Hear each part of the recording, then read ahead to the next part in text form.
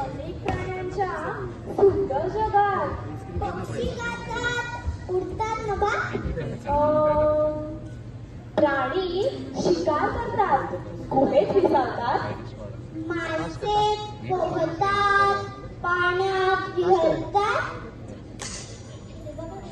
अरे या पुस्तकाचा प्राण्यांना काय उपयोग? ओळखा पाहू.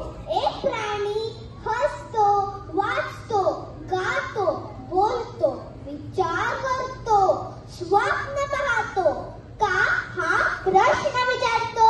कोण बरा हा प्राणी? आगळा आणि बुद्धीमुळे वेगळा. माणूस माणूस माणूस. या पुस्तकांचा उपयोग फक्त माणसालाच. बुद्धी तर सगळ्यांना असते, पण माणूस विचार करू शकतो.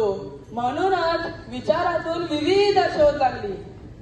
डोंगरावरून दगड खाली येताना पाहिला, मनात विचार केला.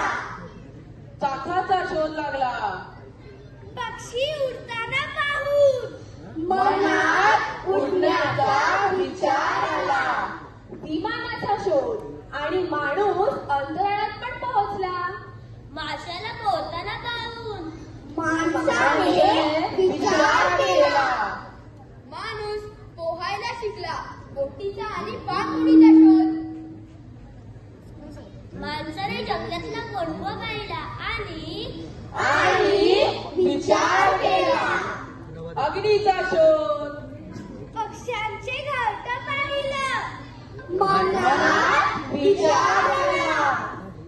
गुहेतून टोले जंगल इमारतीत राहू लागला. इतर प्राणी वर्षानुवर्ष तसेच जगत आहेत, पण माणूस प्राणी बुद्धीमुळे वेगळा आहे. अजूनही शोध लागतच आहे, लागणार आहे, कारण हे बुद्धीचे वैभव आहे.